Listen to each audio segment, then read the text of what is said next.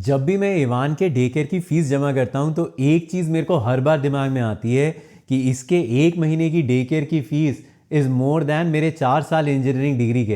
And अगर उसके साथ साथ आपको होम लोन की मॉर्टगेज या उसकी ईएमआई भी अगर पे करनी पड़े तो महीने का खर्चा निकालना काफ़ी मुश्किल हो जाता है। So in this video let's talk about कि हम अपने होम लोन की ईएमआई के साथ साथ डे केयर के एक्सपेंस को कैसे मैनेज करते हैं, how much is an average cost of a day care in USA, and हम कितना पैसा पे करते हैं अपने बच्चे के डे केयर के लिए। Right now I am getting late for his parent teacher conference, जिसको हम लोग इंडिया के अंदर पेरेंट टीचर मीटिंग भी बोलते हैं।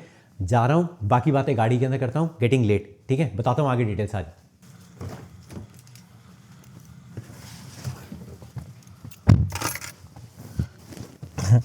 कई बार हंसी भी आती है, सोच के ही लगता है 3 साल के बच्चे का पेरेंट टीचर मीटिंग हो रही है। बट हमारी ये सेकंड मीटिंग है, इससे पहले 2 इयर्स का था तब भी हम लोग जा चुके हैं।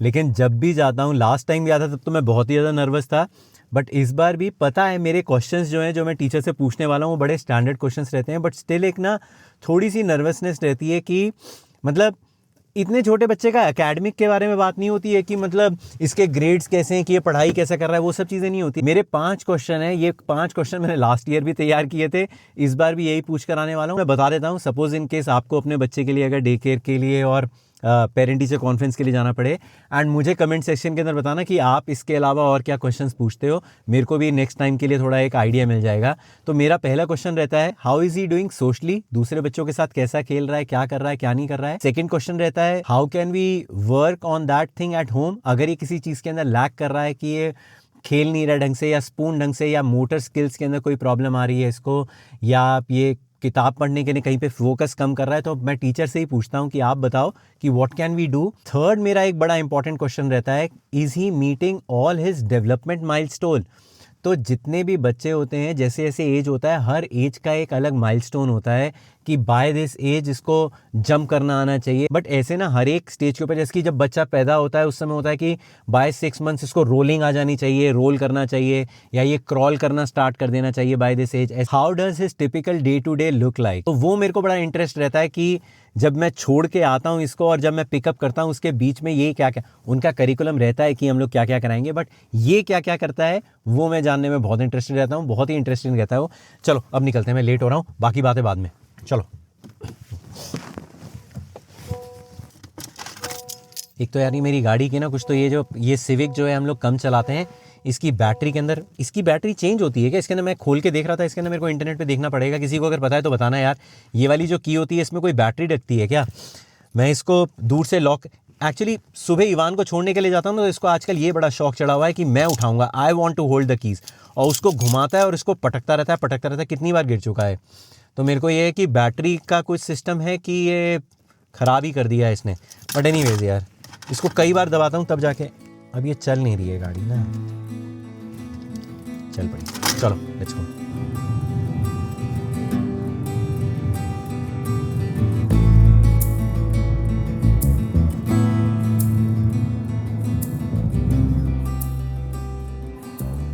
चलो भैया, हो गई इसकी parent teacher conference done.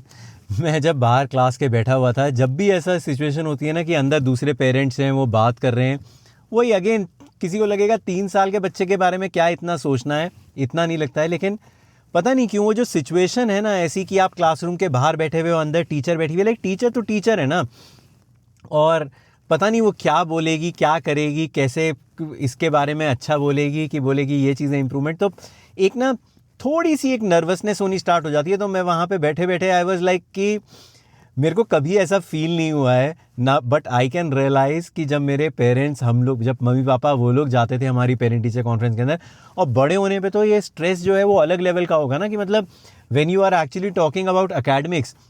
But हाँ, इसकी टीचर ने रखी रहती हैं ये सब चीज़ें, हम लोग रोज़ भी उठाते रहते हैं, बट इस बार मतलब पेरेंट टीचर कॉन्फ्रेंस के इसने कनेक्शन करके रखा हुआ था, ये इसने बनाया, मतलब टीचर्स ही बनवाती हैं, बट दिस वाज ये बनाया। ये तो पता नहीं किसकी शक्ल बनाई है इसने, but this is Ivan basically.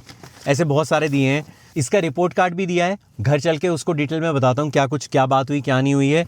But overall it was a good meeting, मज़ा आया। स्ट्रेस ख़त्म हो गया है। अब फटाफट आया हूँ कुछ खाने पीने का लेने के लिए। इसने आते हुए मेरे को जब मैं निकल रहा था उससे पहले ही सुबह से बोल रहा है कि daddy I want to eat something, I want to eat something. इसके लिए अब लेके जाता हूँ। छुट्टी भी है इसकी और इसकी लास्ट वीक पूरी इतनी तबीयत ख़राब हो चुकी है तो अब अंदर से कुछ मन कर रहा होगा खाने का। लेट मी गेट, मेरा भी मन कर रहा है। चलो let's go and gate.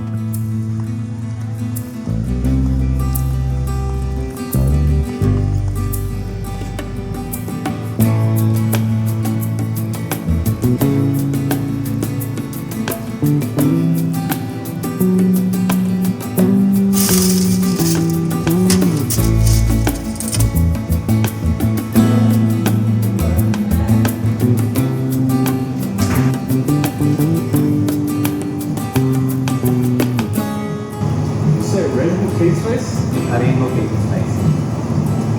You don't have cream.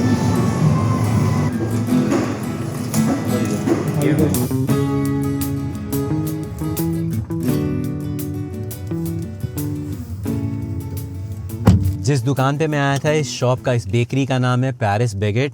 Ivan को इसका रेनबो केक बहुत पसंद है। स्पेशली बोल के भेजा था कि रेनबो केक। इनके पास रेनबो केक था ही नहीं, लाइक पूरा केक था, एक स्लाइस ऑफ रेनबो केक मांगता है, वो स्लाइस नहीं था। तो इस बार चॉकलेट स्ट्रॉबेरी लेके जा रहा हूँ। होपफुली इसको शायद पसंद आएगा। बट चलते हैं घर। तन्या का 4 बार फ़ोन आ गया, क्या बोला टीचर ने, क्या बोला टीचर ने। वही है ना, मतलब लाइक हर एक पेरेंट को, पेरेंट बनने के बाद इनफैक्ट आपको वो क्यूरोसिटी और आपको वो चीज़ें समझ में आती हैं कि क्या बोला इसकी टीचर ने। मैंने कहा मैं घर आके बताता हूँ। नहीं, क्या बोला उसने, इसके बारे में क्या बोला, इसके बारे में क्या बोला। You wanna open that? Wait. क्या बोली इसकी टीचर? बताता हूँ, ये पूरा रिपोर्ट कार्ड देख पहले। सब अच्छा ही लग रहा है। नहीं, अच्छा ही लग रहा है। एक चीज़ एक्सेप्शनल लग रही है। वो मेरे को यकीन नहीं है ज़्यादा। यकीन नहीं, ये देखा, हाँ। Participates in Bible class, master. हमारा लड़का बाइबल पढ़ने के अंदर मास्टर है। मेरे को पता भी नहीं था कि ये चीज़ होती है। बट इसके अंदर पूरा सारी चीज़ों की डिटेल्स है कि ये क्या क्या करता है। सब चीज़ों के अलग अलग ग्रेड्स दे रखे हैं। 3 है, एक है इंट्रोड्यूस, प्रैक्टिसिंग और मास्टर्ड। वो कहती है कि अभी तो सेशन के अंदर इसने ज्वाइन किया है, इसको 2-3 महीने तो हुए हैं, तो इसलिए सारी चीज़ों को मैंने पी मार्क कर दिया है। प्रैक्टिसिंग। बाइबल को एम क्यों लिखा है ये मेरे को नहीं समझ में आ रहा है। मेरे को लगता है सबको ही लिख देती हूँ। हाँ, सबको लिखती होगी कि मतलब भक्त आदमी है एकदम। मैं बड़ा फैसिनेट हुआ भैया। मैंने उसको पूछा ना इसका डे टू डे कैसा रहता है। इस घर पे कुछ नहीं काम करता है। मैंने उसको बार बार पूछा, मैंने कहा सच में ऐसा करता है? पता है क्या कहती, जैसे कि अभी लास्ट वीक छुट्टी पे रहा ना, बीमार हो गया था तो छुट्टी पे रहा। कहती तो जब भी ऐसे छुट्टी पे रहता है और फिर वापस आता है तो ऐसे एक्टिंग करता है नकली रोने की कि मेरे को नहीं आता, मेरे को नहीं आता। तो मैंने कहा किस चीज़ के लिए? कहती जैसे कि अपना बेड बनाने के लिए। तो मैंने कहा ये अपना बेड खुद बनाता है? तो कहती हाँ। मैंने कहा कैसे, मतलब क्या करता है? तो कहते we make them get their bed sheets from their drawer. तो जिनका जो वो है क्लॉसेट है, वहाँ से ही gets his bed sheet, his blanket, he puts that bed sheet on that cot and puts his blanket and then he gets to sleep on that. और जब when they wake up then they do the same reverse के अंदर उसको fold करके और वापस वहाँ पर। मैंने कहा ये करता है? कहती हाँ ये पूरा करता है। कहती बस ये छुट्टी के बाद जब बीमार होकर आता है तो फिर ये एक्टिंग करता है कि आई डोंट नो। तो कहती मैं क्या, you are fully capable of doing that, you cannot forget that. Tension घटी भैया, बड़ी टेंशन रहती है। मैं वहाँ पे क्लासरूम के बाहर, मेरे को वहाँ पे चेयर लगा रखी थी उसने, चेयर पे मैं बैठ गया। और मेरी हालत ऐसी हो रही है, मेरे को अपना वो फ्लैश, हाँ वो फ्लैशबैक होता है ना, आपको अपने दिन याद आते हैं। मैंने कहा यार पता नहीं, मतलब इसका कोई टीचर की पढ़ाई की डांट वाट थोड़ी थी, लेकिन तब भी दिमाग में ऐसा रहता है कि पता नहीं क्या बोलेगी तो मैं क्या जवाब दूंगा उसको। चलो भैया इसको पार्क में लेके जाना है। पार्क में क्या, अपने बाहर फ्रंट यार्ड के अंदर लेके जाना है। We are going, okay. उससे पहले फटाफट नंबर्स बता देता हूँ, नहीं तो मैं बाद में भूल जाऊँगा। तो फिर कोई कहेगा, किसी ने मुझे लिख के भेजा कि आप okay give me 5 minutes, okay give me 5 minutes. नहीं तो कोई लिख के भेजता है कि तुमने क्लिक बेट किया है, तुमने लास्ट के अंदर प्राइस नहीं बताया। मैं प्राइस उन चीज़ों का बताता हूँ जिस चीज़ को मैं शेयर कर सकता हूँ, या फिर जिन चीज़ों का प्राइस का बताने का कोई मतलब है। अब अगर मैं अपने फ्रंट यार्ड का प्राइस बता दूँ, कि मैं अपने घर का प्राइस बता दूँ, तो जिस लोकेशन पे, जिस जगह पे, जिस स्टेट सिटी के अंदर आप हो, उस प्राइस का कोई मतलब नहीं है। And I am not comfortable enough. मैंने कई लोगों को देखा है, कई लोगों के वीडियोस में देखता हूँ जो यूएस के अंदर कंटेंट बनाते हैं, एंड दे आर लाइक कि ये देखो 5 करोड़ का घर यूएस में कैसा होता है और 20 करोड़ का घर कैसा होता है, और वो पूरा हाउस टूर करा रहे हैं कि ये सब कुछ है। आई डोंट गो इनटू, मैं परसेंटेज के अंदर अप्रॉक्सीमेशन के अंदर बता देता हूँ, या किसी का घर जो है जो कि सेल पे है जिसका प्राइस मुझे एक्चुअली पता है वो मैं बताने में उसको मेरे को कोई दिक्कत नहीं है. So it's not about hiding things, it is more about कि उसका कोई लॉजिकल सेंस नहीं बनता है. So let's start with starting onwards कि जब हमने इसको डे केयर के अंदर भेजना स्टार्ट किया. लास्ट में बताऊंगा कि हम मॉर्गेज को और डे केयर को कैसे हैंडल कर रहे हैं, बताऊंगा, मैं छुपा नहीं रहा हूँ, कोई क्लिक बिट नहीं है. सो इवान जो है डे केयर के अंदर जाना स्टार्ट हुआ व्हेन ही वाज 1 ईयर्स का हुआ. उसके बाद से हमने 1 ईयर 3 महीने 4 महीने का था शायद, तब हमने भेजना स्टार्ट कर दिया इसको.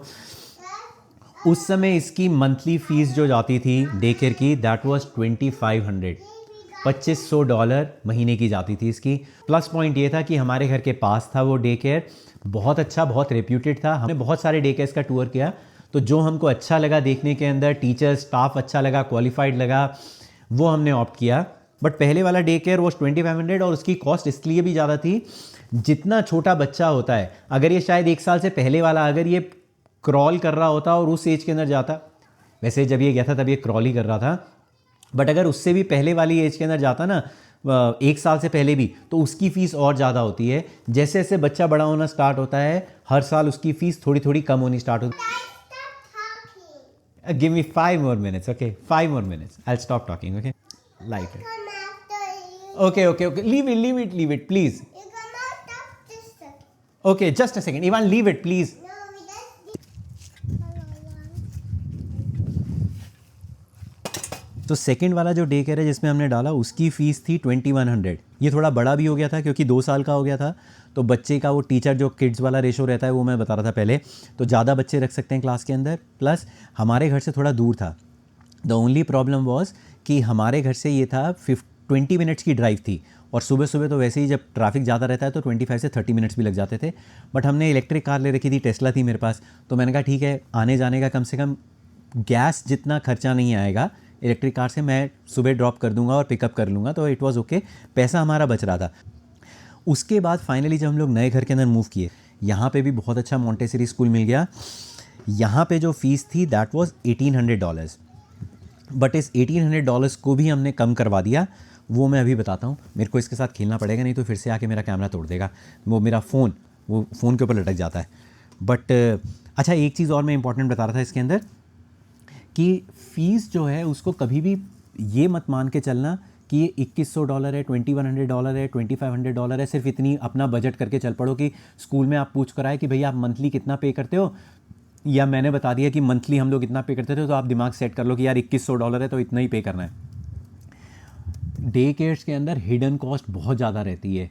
आपका जो मंथली फ़ीस रहती है उसके अलावा मैं बताता हूँ हम लोग क्या क्या पे करते थे. अभी भी पे कर रहे हैं, बट चीज़ें चेंज होती रहती हैं. हर डे केयर के अंदर कुछ चीज़ें चेंज हो जाती हैं ऊपर नीचे. जैसे कि स्नैक्स हर हफ्ते, पहले इसका हर हफ्ते था, डिपेंडिंग अपॉन कितने बच्चे हैं क्लास के अंदर. पहले हर हफ्ते था, फिर ट्वाइस अ वीक, मतलब 1 in 2 वीक हो गया. अब शायद 1 in 3 वीक्स है क्योंकि बच्चों की स्ट्रेंथ ज़्यादा है. बट हर हफ्ते आपको पूरी क्लास के लिए लेके जाना पड़ेंगे स्नैक्स. उस स्नैक्स की कॉस्ट $20-30 है. तो अगर आप 2 बार भी लेके जा रहे हो तो $100-$60 के करीब वो हो गया कॉस्ट आपकी. सेकेंडली, हर डे केयर के अंदर एक्स्ट्रा करिकुलर एक्टिविटीज़ बहुत होती हैं. ऐसा नहीं कि डांसिंग के लिए या वो गिटार वाली, वो तो होती रहती हैं, उसके लिए तो अलग से पे करना ही है, सॉकर वगैरह के लिए. बट कई बार क्या होता है कि आज हमारे स्कूल के अंदर मैजिक शो है, आज हमारे स्कूल के अंदर क्ले से कोई चीज़ करने के लिए आ रहा है, कोई बबल शो करने के लिए आ रहा है. उस हर एक शो की कॉस्ट इज़ लाइक $50-60 या $30-40. और आप अपने बच्चे को, मतलब ऐसा नहीं है, कंपलसरी नहीं होता, मैंडेटरी नहीं होता, आप उसको स्किप कर सकते हो कि आपका बच्चा नहीं जाना चाहता, ठीक है. बट एज अ पेरेंट आपको फिर ये लगता है कि यार जब पूरी क्लास बैठ के बबल शो देख रही है, 1-2 बार हमने स्किप करा दिया इनिशियली कि यार ठीक है इसको नहीं भेजेंगे हम लोग. फिर हमने वो फोटोग्राफ्स शेयर करते हैं, वीडियो शेयर करते हैं, उसमें इसकी क्लास के सारे बच्चे दिखाई दे रहे हैं, हमारा बच्चा नहीं दिखाई दे रहा. तो आपको फिर लगता है ना कि यार उस टाइम पे ये जो बच्चे उस एक्टिविटी में पार्टिसिपेट नहीं करते, जो फीस नहीं देते, उनको क्लास में रखते हैं. टीचर रहती है क्लास के अंदर, ऐसा नहीं है कि इनको बंद करके छोड़ देते हैं. बट फिर भी ये लगता है कि जब पूरी क्लास वो एंजॉय कर रही है तो इसको हमने क्यों छोड़ रखा है, तो वो आपको एक एक्स्ट्रा पे करना पड़ेगा. अच्छा, डाइपर्स, कई स्कूल जो हैं, जो इसका पहला डे केयर था वो डाइपर अपने आप देता था, बट फिर वो वही डाइपर देगा जो वो अपनी क्वालिटी का यूज़ करता है. तो उससे इसको इनिशियली रैश हो गए. तो जब वो रैश हुए तब फिर हमने अपने डायपर देने स्टार्ट कर दिए। स्कूल प्रोवाइड कर रहा था बट हमको अपने देने पड़ रहे थे। बाकी दूसरे स्कूल्स जो उसके बाद जो सेकेंडरी मॉन्टेसरी लिया उसमें तो आपको देना ही पड़ेगा डायपर, तो डायपर देना हो गया। Second last, registration cost. Registration cost आपको हर साल देनी पड़ती है, बहुत ज़्यादा नहीं होती है लेकिन तब भी आपको $200-300 की रेंज रहती है उसकी, लेकिन हर साल आपको बच्चे को रजिस्टर करवाना पड़ेगा, उसकी $200-300 देनी पड़ेगी। तो ये मतलब द पॉइंट इज़ कि it is not always about कि मंथली फीस कितनी पे कर रहे हो, these all hidden cost they add up, और ये बहुत ज़्यादा हो जाते हैं एड अप करने के बाद। तो डू टेक केयर इसको बजटिंग करते हुए। चलो भाई। मैं खुद ही लगा के आ अच्छा खुद ही, लेकिन बहुत सुंदर लग रहा है। यहाँ पे स्केलेटन लगाया तो स्केलेटन छीन लिया मेरे से, बोलता मैं लगाऊंगा, तुम ये लगाओ। हम लोग इतना प्लान करते थे कि यहाँ पे बैठेंगे ऐसे खूब इसको एंजॉय करेंगे, ये खेलेगा। बहुत कम वीकेंड के ऊपर, अभी आज फ्राइडे इवनिंग हो गई है तो थोड़ा सा टाइम मिला है तो बैठे हुए हैं, नहीं तो पूरा लास्ट वीक तो हमारा पूरा बीमारी में निकल गया। लास्ट वीक के अंदर तो कुछ कर ही नहीं पाए। I will come in some time, I am daddy is making some coffee, okay. So now let's address the question कि मॉर्गेज के साथ साथ, घर की ईएमआई चलने के साथ साथ हमने बच्चे का डे केयर कैसे हैंडल किया, इतनी ज़्यादा हाई फीस है उसको कैसे मैनेज किया। तो कुछ एक चीज़ें हमने की।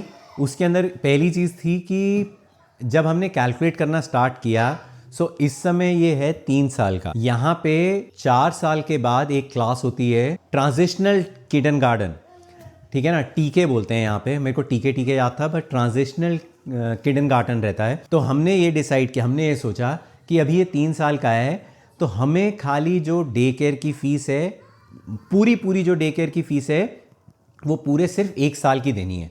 उसके बाद हम लोग देखेंगे कि वो टीके के बाद कितनी देर तक के लिए देखना है। वो फीस जो है वो बहुत मिनिमल रहेगी एज़ कम्पेयर टू जितनी मोटी फीस अभी देनी पड़ रही है। तो पहली चीज़ तो ये कि अगले साल से ये जब 4 साल का हो जाएगा तो ये टीके के अंदर जाना स्टार्ट होगा, वो हमारी फीस खत्म हो जाएगी। तो हमको खाली बजट करना था 1 साल का। अच्छा, सेकेंड चीज़ हमने जो डिसाइड की वो ये कि हमने सोचा कि इसको अब हम लोग डे केयर जो है, पहले ये 6:30 बजे तक रहता था, तो हमने क्या डिसाइड किया, हमने रादर देन कीपिंग हिम, पहले ये 6 बजे तक डे केयर, मतलब हम लोग उठा जल्दी लेते थे बट हमने पूरा डे केयर पूरे दिन का ही ऑप्ट कर रखा था। अब हमने उसको 4:30 बजे तक का कर दिया है बस सिर्फ। तो उससे क्या हुआ, जो 1800 जो फीस थी हमारी वो 1600 के करीब आ गई। $200 का फ़र्क है बट ट्रस्ट मी, जब आप ईएमआई पे कर रहे हो ना, हर मतलब $10 का भी बहुत फ़र्क पड़ता है, but $200 is a big amount. तो वहाँ पे पैसा सेव हुआ, प्लस वो जो हमने अगले साल से तो इसका डे केयर ख़त्म हो गई होगा।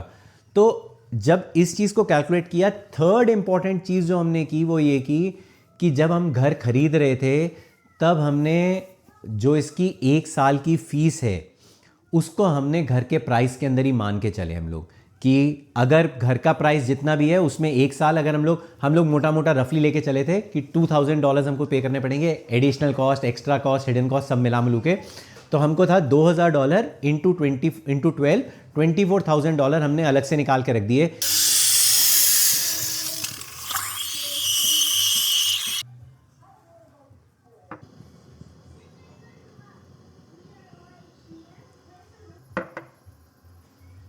तो भैया बजटिंग का फैक्टर ठीक है, बट टू बी ऑनेस्ट, जब आप ईएमआई पे कर रहे हो, घर की मॉर्गेज पे कर रहे हो, उसके साथ साथ अगर आपको बच्चे का डे केयर की फीस जमा करनी पड़ रही है, बहुत दुख होता है।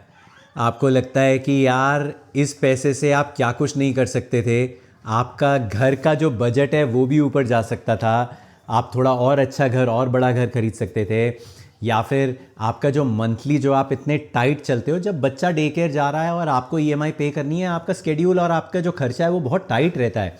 तो आपको ये लगता है कि यार एक्स्ट्रा पैसा होता तो ईएमआई में जल्दी चुका पाता, जितना हम लोग पे कर रहे हैं मैं जल्दी और पैसा पे, अभी और पैसा क्या, जो ईएमआई कट टू कट जाती है तो उसके अंदर और पैसा पे करने की तो हिम्मत ही नहीं है। अच्छा, हम लोग इंडिया जाते हैं कभी, तो 1 महीने के लिए आप गए हो, अगर 1 महीने के लिए इंडिया, तो आपको यहाँ पे स्कूल की तो डे केयर की फ़ीस पूरी पे करनी पड़ेगी।